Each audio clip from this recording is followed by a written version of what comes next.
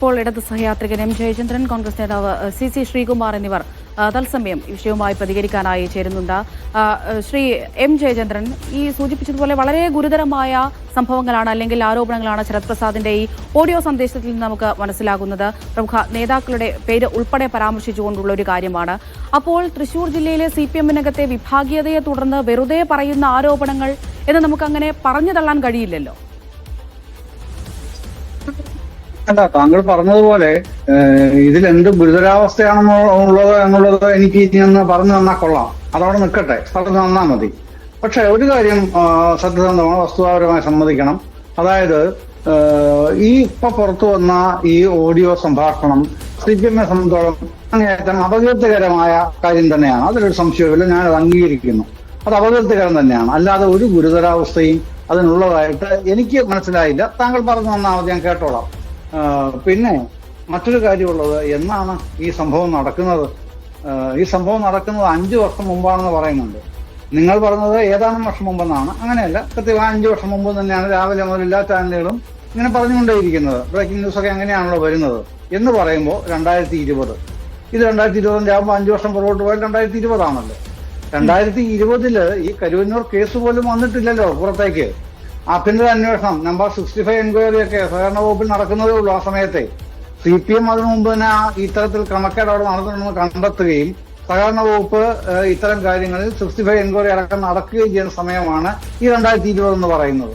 അതുമായി ബന്ധപ്പെട്ട ആൾക്കാരുടെ കാര്യങ്ങളെല്ലാം ഈ സഹകരണ സംവിധാനങ്ങളിലൂടെ ചർച്ച ചെയ്യപ്പെടുന്നുണ്ടോ?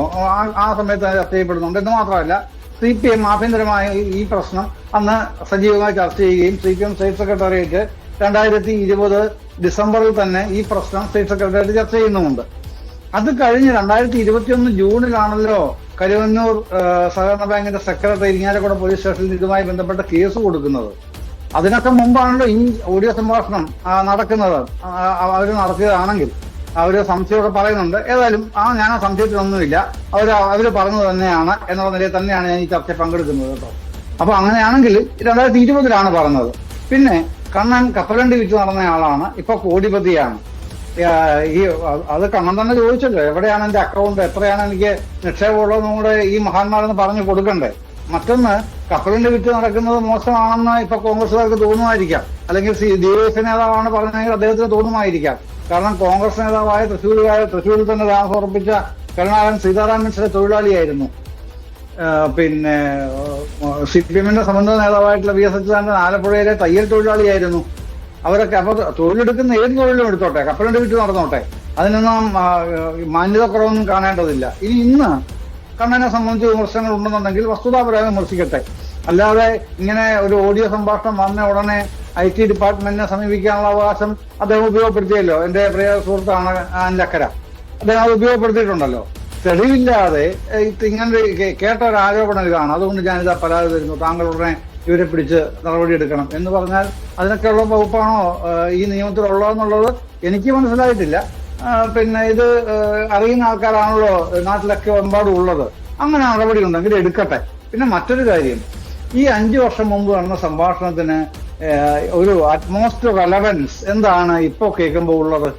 5 വർഷം മുമ്പ് നടന്ന കാര്യമാണ്. CPM ഇതൊക്കെ തന്നെ ഇപ്പോൾ നടക്കുന്ന എസ്റ്റാബ്ലിഷ് ചെയ്യാനാണെന്നുണ്ടെങ്കിൽ അത് നടക്കില്ല.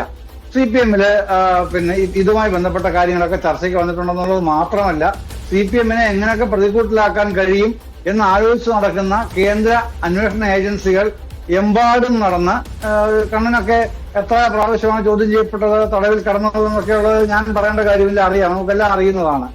എസ് മൊയ്തീൻ അടക്കം, എസ് മൊയ്തീന്റെ പിന്നെ അനിലക്കര പ്രസ് മീറ്റിൽ പറഞ്ഞല്ലോ ഉച്ചയ്ക്ക് 92 ലക്ഷം രൂപയെന്നാണ് അപ്പൊ പ്രസ് മീറ്റിൽ അനിലക്കര പറഞ്ഞത് ഞാൻ കേട്ടത്. പക്ഷെ അങ്ങനെയായിരുന്നില്ല. പിന്നെ 29-30 ലക്ഷം രൂപയായിരുന്നു പറഞ്ഞിരുന്നത്. പക്ഷേ എസ് മൊയ്തീന്റെ ഭാര്യയും മകളും കൂടെ ഹൈക്കോടതിയിൽ പോയി കേസ് ക്വാഷ് ചെയ്തു എന്ന് അനിലക്കര തന്നെ പറയുന്നതും കേട്ടു. അത്രയും പറഞ്ഞു. അപ്പൊ ഇത് ആവർത്തിച്ചുകൊണ്ടിരിക്കുകയാണ്. ഹൈക്കോടതി ക്വാഷ് ചെയ്ത് ഏതായാലും പിണറായി വിജയന്റെ പോലീസും ഭരണ സംവിധാനമല്ലല്ലോ, അത് വേറൊരു സംവിധാനമാണല്ലോ ഭരണഘടനാപരമായിട്ടുള്ളത്. അപ്പൊ അവിടെയും പിണറായി വിജയനും LDF സർക്കാരും ഭരണവും ഇടപെട്ടു എന്ന ആക്ഷേപം ഉണ്ടോ കോൺഗ്രസുകാർക്ക്? ഭാഗ്യവശാൽ അനിലക്കര പറയുന്നത് കേട്ടുമില്ല കേട്ടോ. അപ്പൊ ഇത്തരത്തിലുള്ള കാര്യങ്ങൾ മുൻകാല ചെയ്തികൾ എന്ന് പറഞ്ഞു പോലും വരുന്ന ഇതുപോലെ ഓഡിയോ ടേപ്പുകൾ അല്ലെങ്കിൽ ഓഡിയോ ക്ലിപ്പുകൾ ഇനി അതിന്റെ അകത്ത് തെളിവുണ്ടെന്നുണ്ടെങ്കിൽ ഈ പറഞ്ഞ ആൾക്കാർ തന്നെ, ഈ ശരത്ത് തന്നെ അല്ലെങ്കിൽ ബന്ധപ്പെട്ട മറ്റേ എതിർകക്ഷി തന്നെ കൊടുത്ത് അന്വേഷണം ആവശ്യപ്പെടുന്നതിൽ എന്താ തെറ്റുള്ളത്? അവരുടെ തെളിവുണ്ടെന്നുണ്ടെങ്കിൽ അവരത് ചെയ്യണമെന്നേ. കാരണം അങ്ങനെ പൊതുപ്രവർത്തകർ അത്തരത്തിൽ അഴിമതിക്കാരായി നിൽക്കുന്നത് CPM-ന്റെ അകത്ത് ഉണ്ടെന്നുണ്ടെങ്കിൽ നിശ്ചയമായും ശരത്തെന്നല്ല ആര് ചോദ്യം ചെയ്താലും ശരി അതിനെ പിന്തുണയ്ക്കുന്ന ഒരാളാണ് ഞാൻ. തെളിവുണ്ടെന്നുണ്ടെങ്കിൽ നടപടിയെടുക്കും. ഇല്ലെന്നുണ്ടെങ്കിൽ ഇത് വെറുതെ കിട്ടിയ പാടെ മാധ്യമങ്ങൾ ബ്രേക്കിംഗ് ന്യൂസ് ആയിട്ട് കൊടുത്ത് ഇന്നത്തെ കൊണ്ടുതന്നെ തീർന്നു പോകാവുന്നതായിട്ടുള്ള ന്യൂസായിട്ട് മാത്രം മാറുന്ന സ്ഥിതിവിശേഷമാണ് ഇതൊന്നും ഉണ്ടാകുന്നതെന്നുള്ളതാണ് കണ്ടുകൊണ്ടിരിക്കുന്നത് ഇതുവരെ. ഇനി ബാക്കി എന്തെങ്കിലും ഉണ്ടെങ്കിൽ താങ്കൾ പറഞ്ഞോളൂ, ഞാൻ കേൾക്കാം. ഓക്കെ.